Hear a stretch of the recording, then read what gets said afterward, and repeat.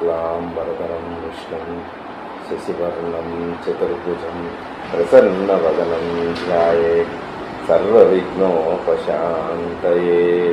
व्यासाय विष्णुरूपाय व्यासरूपाय विष्णवे नमो वै ब्रह्मनिधये वासिष्ठाय नमो नमः।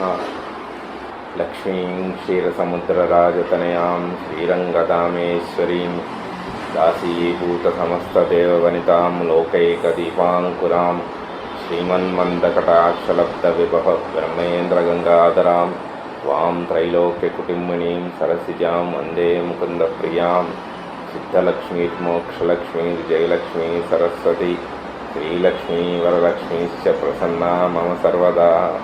ద్వాదశ రాశుల్లో మేషం నుంచి మీనం వరకు గురువు యొక్క సంచారం ఏ విధంగా ఉంటుంది?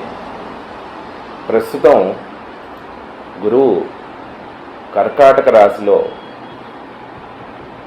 జూన్ 2వ తారీఖు నాడు వచ్చాడు. ఆయన కర్కాటక రాశిలోకి ఆగమనం చెందిన తర్వాత ద్వాదశ రాశుల్లో ఏ విధమైనటువంటి ఫలితాలు ఉంటాయి, ఏ విధమైనటువంటి శుభ పరిణామాలు ఉంటాయి, ఏ విధమైనటువంటి అశుభ పరిణామాలు ఉంటాయి, లేదా ఇదంతా కూడా గ్రహ బలాన్ని ఆయా ద్వాదశ రాశుల్లో లగ్నాలను బట్టి, రాశులు లగ్నాన్ని బట్టి, గ్రహ బలాల్ని బట్టి, గోచారంలో ఉన్నటువంటి గురువు యొక్క స్థితిని ఇప్పుడు మనం తెలుసుకుందాం. ద్వాదశ రాశులు అనగా మేషం, వృషభం, మిథునం, కర్కాటకం, సింహం, కన్య, తుల, వృశ్చికం, ధనస్సు, మకరం, కుంభం, మీనం. ప్రస్తుతం గురువు తన స్వనక్షత్రమైనటువంటి పునర్వసులో ఉన్నారు.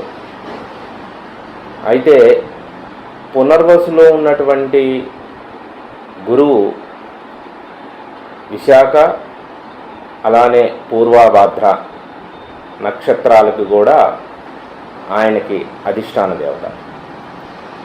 కాబట్టి ధనుసు రాశి వారికి రాశ్యాధిపతి అష్టమ స్థానంలో ఉచ్చలో ఉన్నాడు. రాశ్యాధిపతి ఉచ్చలో ఉండటం వల్ల విశేషించి అష్టమ స్థానం అనేటువంటిది ఆయుర్దాయానికి సంబంధించింది. కానీ లగ్నాధిపతి అష్టమంలో ఉండటంలో ఆయుర్దాయం బాగుంటుంది, దూర ప్రయాణాలు ఎక్కువ చేస్తారు.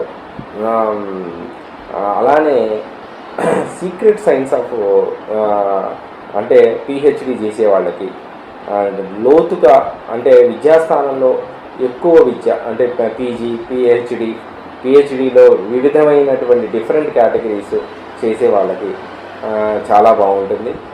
ప్రత్యేకించి ఫిలిం ఇండస్ట్రీస్ వాళ్ళకి కూడా అష్టమ స్థానంలో గురువు ఉన్నప్పటికీ కూడా విశేషించి ఫిలిం ఇండస్ట్రీస్ వాళ్ళకి కూడా ఇది అనుకూలమైనటువంటి కాలం అనే చెప్పవచ్చు. ఎందుకంటే చతుర్థంలో శని ఉన్నప్పటికీ కూడా ధనస్సు అధిపతి గురువు చతుర్థాధిపతి, రాశ్యాధిపతి అలానే చతుర్థాధిపతి అయి ఉన్నాడు. కాబట్టి అష్టమంలో ఉండటం వల్ల ధనస్సుకు సంబంధించి అంటే లగ్నానికి ఆరోగ్యం ఇస్తున్నప్పటికీ కూడా చతుర్థంలో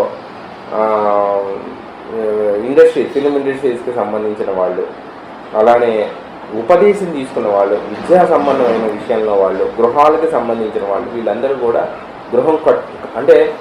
కొత్త గృహం కొనుక్కోవాలి అనుకునే వాళ్ళందరికీ కూడా ఇది శుభ సూచకం అని చెప్పవచ్చు.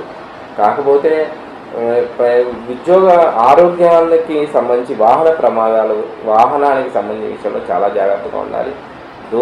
దూర ప్రయాణాలు చేసే వాళ్ళకి, అలానే కొత్త వాహనాలు కొనుక్కునే వాళ్ళకి ఇది చాలా కొంచెం జాగ్రత్త వహించాల్సినటువంటి సూచన.